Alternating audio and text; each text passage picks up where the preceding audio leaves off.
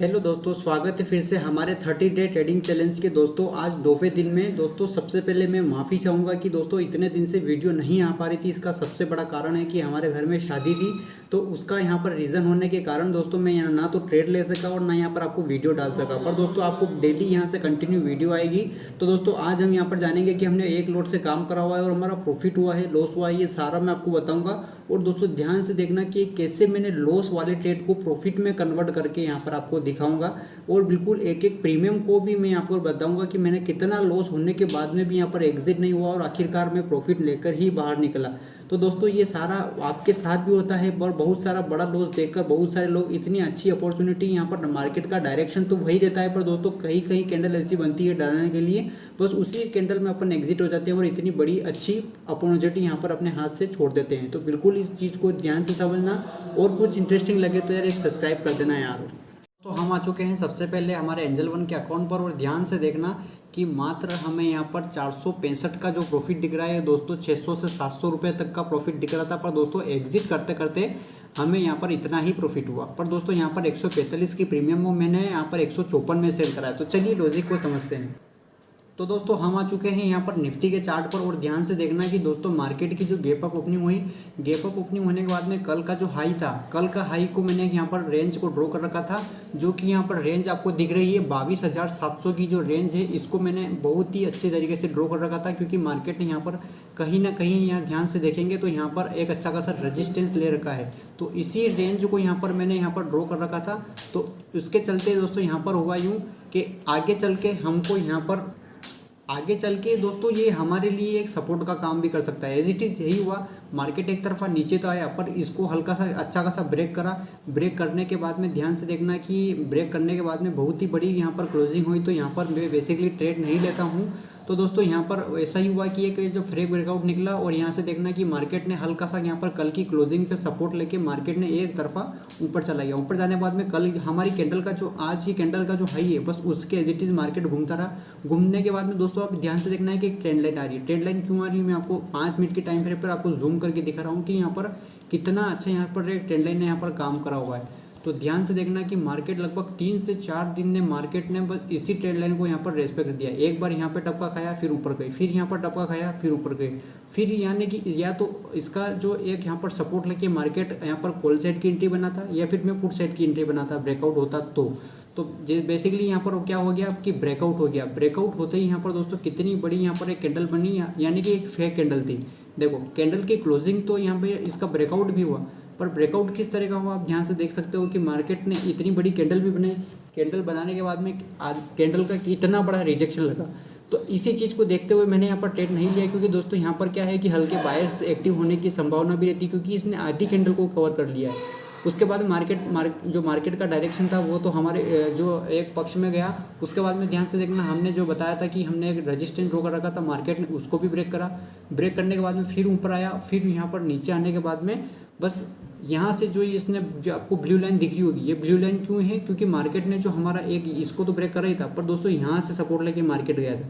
तो just as it is market ने क्या करा कि एक तरफा मार्केट इसके नीचे आया। नीचे आने के बाद में जो हमारा ये फेक ब्रेकआउट है, जो ओबियसली मार्केट एक तरफा नीचे आने के बाद में फिर ऊपर बढ़ गया। फिर हमारा जो रेड यहाँ पर रजिस्टेंस था, उसको यहाँ पर जो रजिस्टेंस लेके नीचे आया। होता क्या है कि बहुत सारे लोग जो यहाँ पर छूट गए होंगे ना, वो यहाँ पर आने के बाद में इसने रेजिस्टेंस फेस करके यहाँ पर बहुत सारे लोगों ने यहाँ पर एंट्री बनाई होगी। एंट्री बनाने के बाद में दोस्तों यहाँ जितनी दुगनी बार आता है ना, तो उतनी तेज़ रफ्तार से इसको ब्रेक करता है। एज इट इज़ वही हुआ। ब्रेक करने के बाद में दोस्तों हमने यहाँ पर बनाया पुट साइड का ट्रेड। पुट साइड के ट्रेड में दोस्तों हमको क्या हुआ कि यहाँ पर पुट साइड के ट्रेड में हुआ यूँ कि देखो ब्रेकआउट तो ऑब्वियसली बहुत बड़ा था, पर दोस्तों हमने क्या करा कि इसके रिट्रेस्ट का वेट नहीं करा। वैसे तो ब्रेकआउट बहुत ही बड़ा था। अधिकतर मार्केट क्या होगा, अगर इतना बड़ा ब्रेकआउट देता है ना, तो 100% मार्केट जिस सपोर्ट या रेजिस्टेंस को ब्रेक करता है उसका रिट्रेस्ट होने के लिए जरूर आता है। तो दोस्तों इसकी क्लोजिंग पर ही हमने यहाँ पर ट्रेड लिया। तो दोस्तों हमारे क्या यहाँ से जो मार्केट इतना आया, तो दोस्तों हमको यहाँ पर हो चुका था लगभग 1000 से 1500 तक का लॉस। तो दोस्तों उस सिचुएशन में मैंने यहाँ पर एसएल नहीं लगाया था, क्योंकि मुझे 100% यहाँ पर एक श्योरिटी थी यहाँ पर कि मार्केट नीचे ही जाएगा। पर दोस्तों उसके बाद में एक और कैंडल बनी, कैंडल ब्रेक करने के बाद में क्लोजिंग भी ऊपर दी। बहुत सारे ट्रेडर होते तो यहाँ पर दोस्तों क्या करते हैं कि क्लोजिंग के होने के बाद में यहाँ से एग्जिट हो जाते, पर दोस्तों मैं एग्जिट नहीं हुआ, क्योंकि मार्केट में देखो प्योर कैंडल की जो आप ध्यान से देखोगे, प्योर कैंडल यहाँ पर क्लोजिंग नहीं दी है, कहीं ना कहीं यहाँ पर एक रिजेक्शन लगा है। तो देख सकते हो रिजेक्शन का दूसरा फेज यहाँ पर देखो कि एक तरफा रेड कैंडल बनी और पूरी कैंडल ग्रीन को यहाँ पर रेड में कन्वर्ट कर दिया। उसके बाद में दोस्तों हमारा जो डायरेक्शन था वही हुआ, पर दोस्तों हुआ यूँ कि मार्केट ने ऑलरेडी देखो 1 2 3 4 5 6 7 8 यानी कि लगभग 8 से 9 कैंडल तक हमारा यहाँ पर क्या हुआ कि लगभग आधे घंटे तक ट्रेड चला। ट्रेड चलने के बाद में दोस्तों टाइम डिके होने लगा, यानी कि मार्केट हमारे डायरेक्शन में तो जा रहा था पर प्रीमियम बहुत ही स्लो यहाँ पर बढ़ रही थी। तो उसके चक्कर में दोस्तों हमारी एंट्री तो यहाँ थी, जो ऑब्वियसली हमने यहाँ पर ब्रेकआउट पर ली। तो यहाँ पर और हमारी जो एग्जिट है वो यहाँ पर इस कैंडल में हुई। तो दोस्तों यहाँ पर हमें अच्छा खासा प्रॉफिट, और हल्का 2 क्विंटल का और वेट कर ले तो हमें अच्छा खासा प्रॉफिट होता। खैर कोई नहीं, पर दोस्तों हमारा डायरेक्शन था वो सही था। क्योंकि दोस्तों मैं डायरेक्शन पता लगाने का एक रीज़न बताता हूँ कि मार्केट में क्या है कि ऑलरेडी यहाँ पर एक ट्रेंड लाइन आ रही थी। ये ध्यान से देखना, मैंने आधी दूरी ट्रेंड लाइन ड्रॉ कर रखी है। तो मार्केट में क्या है कि एक बार यहाँ पर रेजिस्टेंस लिया, रेजिस्टेंस लेने के बाद में फिर नीचे गया, फिर एक बार यहाँ पर रेजिस्टेंस लिया। तो रेजिस्टेंस लेके कहीं ना कहीं मार्केट को नीचे गिरना ही था। तो इसीलिए दोस्तों कभी भी अगर आपका प्रेडिक्शन सही हो कि भाई मार्केट ने एक बार रेजिस्टेंस ले रखा है या सपोर्ट ले लिया है, तो आपको बहुत सारी कैंडल ऐसी आएगी जहां पर आपको डर लगेगा कि हमें एग्जिट हो जाना चाहिए या बाहर निकल जाना चाहिए। पर दोस्तों आपको वेट करना है, या तो एसएल को हिट होने देना है या फिर अपने टारगेट को ही लेकर बाहर जाना है। तो बेसिकली यहाँ पर बहुत ही देर के बाद में हमने जो हमारा लॉस था 1000 से 1500 तक का, उसको यहाँ पर कन्वर्ट कर दिया प्रॉफिट में। वैसे तो मैं यहाँ पर रुकता, पर टाइम डिके इतना भयंकर लग चुका था कि प्रीमियम बिल्कुल, मार्केट तो मूव कर रहा था पर प्रीमियम बिल्कुल भी मूव नहीं कर रही थी।